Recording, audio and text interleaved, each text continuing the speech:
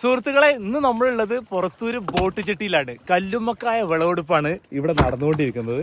Team മൊത്തം അവിടെ ഉണ്ട്. നമുക്ക് ഓരോരുത്തരെ പരിചയപ്പെടണം. രാവിലെ തന്നെ ഇറങ്ങിയിട്ട് ഇതാ കല്ലുമ്മക്കായ പെറുക്കിക്കൊണ്ടിരിക്കുകയാണ്. ഇതിന്റെ ഡീറ്റെയിൽ വീഡിയോ ആണ് നമ്മളിന്ന് നിങ്ങളുമായിട്ട് ഷെയർ ചെയ്യാൻ പോകുന്നത്. ഇതാണ് സംഭവം, കല്ലുമ്മക്കായ. നമ്മൾ കോഴിക്കോടൊക്കെ ഉണ്ടാവണ കടുക്ക ബസാറിൽ കിട്ടുന്ന സാധനം തന്നെ അല്ലേ? അത് നമ്മുടെ മലപ്പുറത്ത് കിട്ടും. ജീവുണ്ട് സാധനം. സജീവേട്ടാ, ഈ കല്ലുമ്മക്കായുടെ കൃഷി രീതി എങ്ങനെയാണ്? ഞങ്ങള് പുറത്തൊരു അഴിമുഖമുണ്ട്. അവിടെ കല്ലുമ്മല് ഈ ഡിസംബർ ജനുവരി മാസത്തിൽ ഇത് വിത്തുണ്ടാവും. ആ വിത്ത് ഞങ്ങൾ കടലിൽ പോയിട്ട് മുങ്ങിയെടുക്കും. കല്ലുമ്മല ഉണ്ടാവുക, കല്ലുമ്മല പരന്നിരിക്കും. അത് ഞങ്ങൾ ഉളിയേറ്റ് പോയിട്ട് മുങ്ങിയിട്ട് പൊക്കിയെടുത്ത് കൊടുത്തിട്ട് ഇത്ര ഉണ്ടാവുള്ളൂ, ഒരു അരഞ്ച് വലിപ്പം ഉണ്ടാവുള്ളൂ. അത് ഞങ്ങൾ അവിടുന്ന് ഇവിടെ കൊടുത്തിട്ട് ഓരോന്നോരോന്നായിട്ട് ഇങ്ങനെ ഈ സ്ഥലത്ത് ഇങ്ങനെ വിതറിയിടും. നമ്മള് നെല്ലിടുന്ന പോലെ ഓരോന്നായി അത് ഒരു 2-4 ദിവസമൊക്കെ ആയി കഴിഞ്ഞാല് ഇതേമാതിരി ഇങ്ങനെ കൂട്ടായിട്ട് ഇങ്ങനെ ചെറിയ കൂട്ടായിട്ട് ഇങ്ങനെ എടുക്കും. അങ്ങനെ കിടന്ന് നിന്നിട്ട് അവര് പിന്നെ അവിടുന്ന് ഓട്ടോമാറ്റിക്കായിട്ട് ഇങ്ങനെ പ്രത്യേകിച്ച് തീറ്റ ഒന്നും വേണ്ട ഒക്കെ നാച്ചുറൽ സാധനം, കടലിലത്തെ വെള്ളം. പിന്നെ ഇവിടെ ഈ ഏരിയയില് ഉപ്പുവെള്ളം കടലാണ് ഞാൻ കാണുന്നത്. ഈ കടലിന്റെ പ്രദേശത്തെ ഈ സാധനം ഉണ്ടാവുള്ളൂ. കാരണം ഇവിടെ നാട് കഴിഞ്ഞ ഒരു 4-5 കിലോമീറ്റർ പോയാല് ഈ സാധനം ഉണ്ടാവില്ല. പിന്നെ നമ്മള് എരുന്ത്, കക്ക അങ്ങനെയുള്ള സാധനങ്ങളൊക്കെ ഉണ്ടല്ലോ, അത് വേറെയാണ്. ഇത് മണലിന്റെ അടിയിലുണ്ടാവണം. ഇതാണ് നമ്മള് മറ്റേ കോഴിക്കോട് നമ്മള് കടുക്ക ബസാറിൽ കിട്ടുന്ന സാധനം. മാർക്കറ്റ് അങ്ങോട്ട് തന്നെ അല്ലേ? പിന്നെ വേറെ മാർക്കറ്റ് വേറെ എവിടേക്ക്? തലശ്ശേരി, കണ്ണൂര്, ആ ഏരിയക്ക് തന്നെ. ആ ഏരിയക്കാണ് ഇതിന്റെ കൂടുതൽ മാർക്കറ്റ് എടുക്കുന്നത്. അല്ലെ നമ്മള് ഈ ഏരിയ പരിസരത്ത് സെയിലില്ല. പരിസരത്ത് ആൾക്കാർക്ക് ഇത് എന്താണെന്ന് അറിയില്ല. അതാണ് ഒന്നാമത് പ്രശ്നം. ആൾക്കാർക്ക് കുറവല്ലേ? പക്ഷെ വേറെ ഒന്നുണ്ട്. ഇപ്പൊ ഈ പറഞ്ഞ ഞാനടക്കാണെങ്കിൽ കോഴിക്കോട് പോയി വരുമ്പോ കടുക്ക ബസാറിന് ഈ സാധനം വില കൊടുത്ത് വാങ്ങുന്നുണ്ട്. അത് വേറെ അവിടെ നിക്കണല്ലേ? തിരൂര് കച്ചവടം ചെയ്യുന്ന ആളെ തുടങ്ങി നാട്ടിൽ വന്നിട്ടൊന്ന് സെറ്റായി. ഒരു 10-100 കിലോ ഇപ്പൊ നാട്ടിൽ പോകുന്നുണ്ട്. അപ്പൊ ഇവിടുന്ന് ആദ്യം വിളവെടുക്കുന്ന സംഭവം അവർക്ക് കൂടി കൊടുക്കും അല്ലേ? എന്നിട്ട് പിന്നെ പുറത്ത് കയറ്റി പോകും. ഇപ്പൊ ഈ സാധനം നമ്മള് ചൂട് കൂടി കഴിഞ്ഞാൽ ഈ വലിപ്പാകുമ്പോള് കണ്ടില്ലേ, ഏകദേശം ഈ വലിപ്പൊക്കെ ആകുമ്പോൾ കണ്ടില്ലേ, ഇടയിൽ നിന്ന് പൊട്ടണണ്ടില്ലേ? അത് വെള്ളം ചൂടാകുമ്പോ പൊട്ടുന്നത്. പൊട്ടെന്ന് പറഞ്ഞാൽ ചത്തു പോണത്.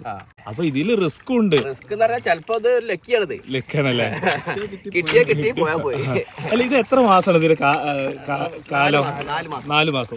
അപ്പൊ ജനുവരിയിലൊക്കെ ഇട്ട് കഴിഞ്ഞിട്ടുണ്ടെങ്കിൽ ഏപ്രിൽ മാസമൊക്കെ ആകുമ്പോഴത്തേന് ഒരു 20 എണ്ണൊക്കെ 1 കിലോ വരും. 21 കിലോ വരും. ഇതിപ്പോ എത്ര ആയിരിക്കും? ഏകദേശം 35 അല്ലേ? ഇതിന് മാക്സിമം എത്ര വലിപ്പം ഉണ്ടോ? അതന്നെ ഉണ്ടാവും, ഒരു 5 ഇഞ്ച് വരെ ഉണ്ടാവും. 5 ഇഞ്ച് വരെ ഇത് വലിപ്പം വെക്കുള്ളൂ അല്ലേ? 6 ഇഞ്ച് വരെ വെക്കും. ആ 6 ഇഞ്ചൊക്കെ ആയി കഴിഞ്ഞാല് 20 എണ്ണം 18 എണ്ണം 15 എണ്ണം 1 കിലോ ഉണ്ടാവും.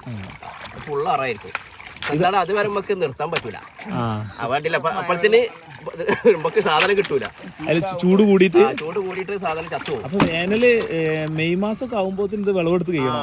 ഏപ്രിൽ ലാസ്റ്റ് മെയ് ഒക്കെ ആകുമ്പോ വിളവെടുത്ത് കഴിയണം അല്ലേ?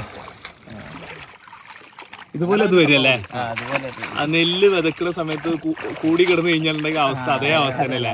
അപ്പൊ ഇവര് ഇതിപ്പോ ഇത്രയും വലിയൊരു പുഴയിലല്ല തിട്ടിക്കണത്. അപ്പൊ ഇവര് സഞ്ചരിച്ചിട്ട് വേറെ ഏരിയക്ക് ഒന്നും പോകില്ല. അതാണ് പറഞ്ഞത്. നമ്മള് വിതറൂല്ലേ, വിതറുമ്പോ ഒരു 5 എണ്ണം 6 എണ്ണം 10 എണ്ണം ആയിട്ട് ഇതേമാതിരി ഒന്നിച്ച് നിൽക്കും. ആ നിർത്താൻ അവര് നിൽക്കും. പിന്നെ അവര് ഒഴുകി പോകാൻ പറ്റൂല, വെയിറ്റ് കൂടിയല്ലേ. അപ്പൊ ആ നിർത്തുന്ന ഇതിൽ അവിടെ ഇങ്ങനെ.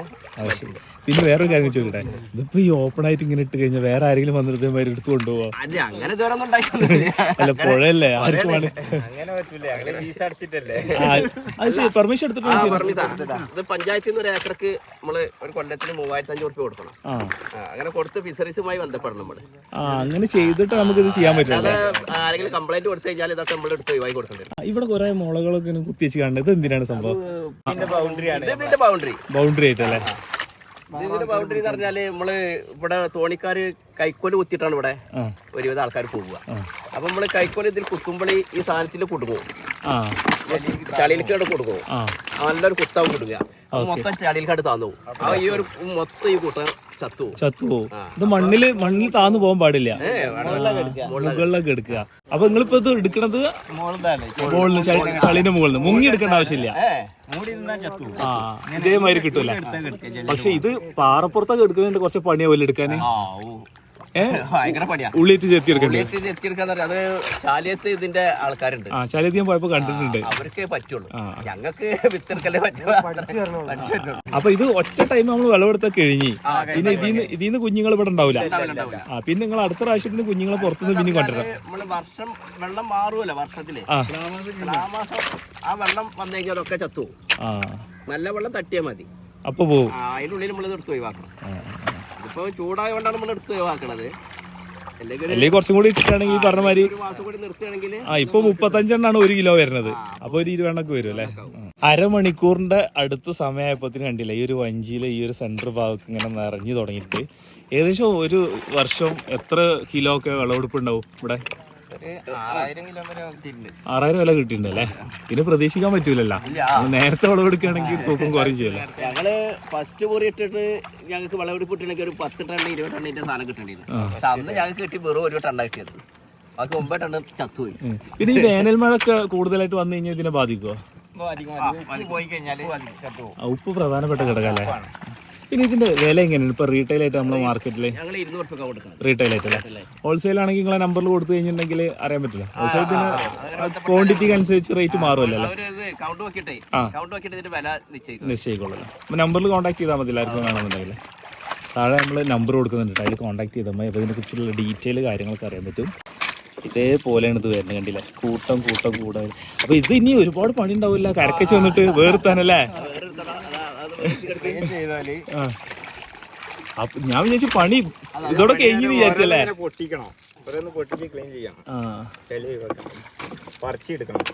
പിന്നെ മാത്രല്ല ഗ്ലൗ യൂസ് ചെയ്യേണ്ട സേഫ്റ്റിക്ക് ഉണ്ട്, കാരണം നല്ല മൂർച്ച ഉണ്ടാവൂലേ.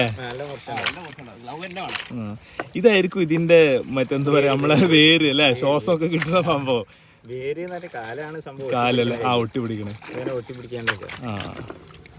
അപ്പൊ പണി ഇവിടെ തീരൂല, അത് മൊത്തം എടുത്ത് കരക്ക് കൊണ്ടുപോയിട്ടാണ് ബാക്കി പരിപാടി അല്ലേ.